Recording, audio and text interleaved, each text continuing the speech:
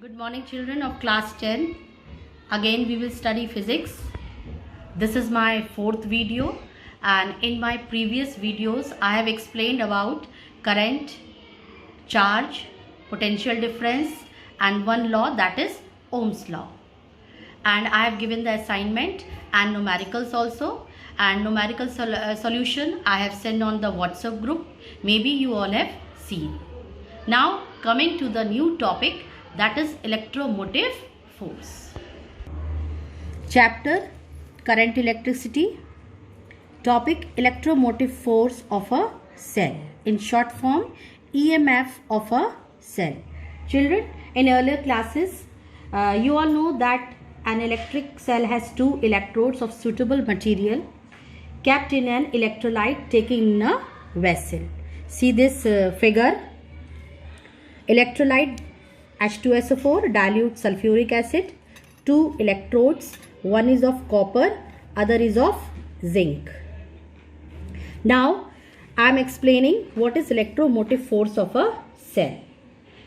The electrolyte H2SO4 in water dissociates into positive ions, this hydrogen, and negative ions. These ions move towards the electrodes. Positive ions impart electrons to the zinc electrode, and positive ions gain electrons from the copper electrode. This chemical action creates a difference in the concentration of the electrons between the two electrodes of the cell. As a result, the zinc electrode acquires a negative potential, so it is called a cathode, and the copper electrode acquires a positive potential, so it is called a anode. That is, now in short what we can say, what is electromotive force?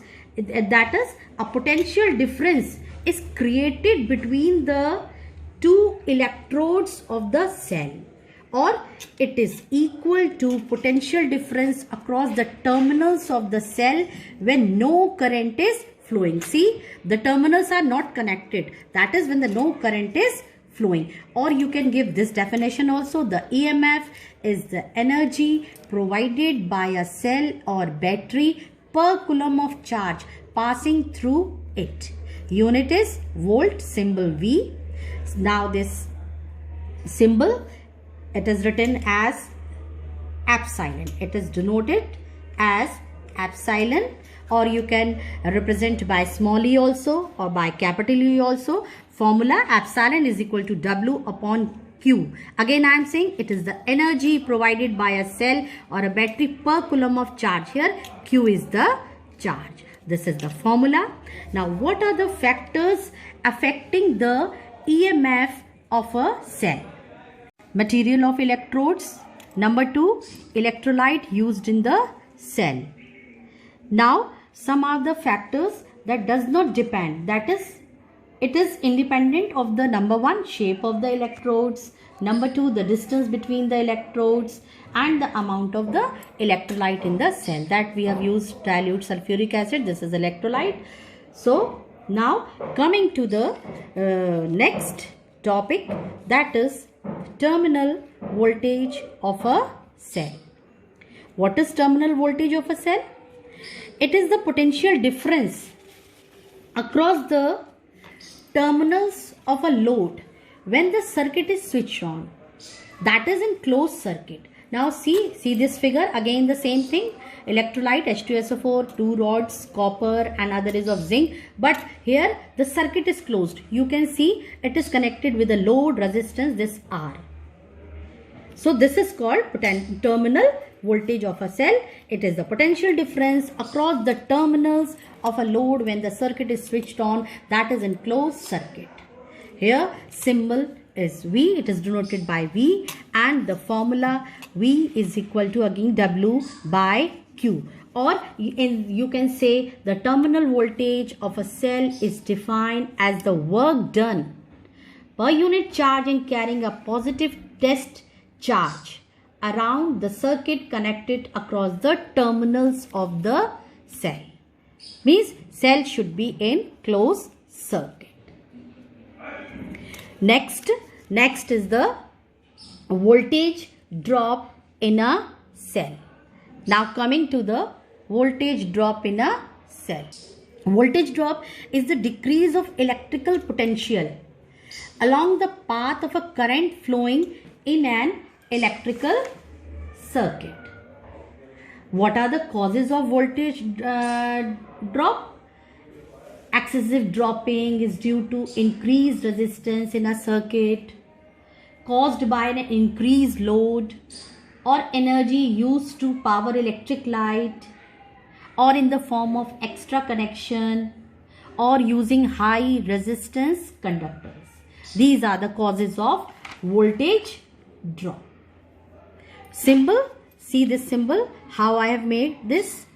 V is equal to W by Q, or you can give this definition also. The work done per unit charge in carrying a positive test charge through the electrolyte is called the voltage drop in a cell.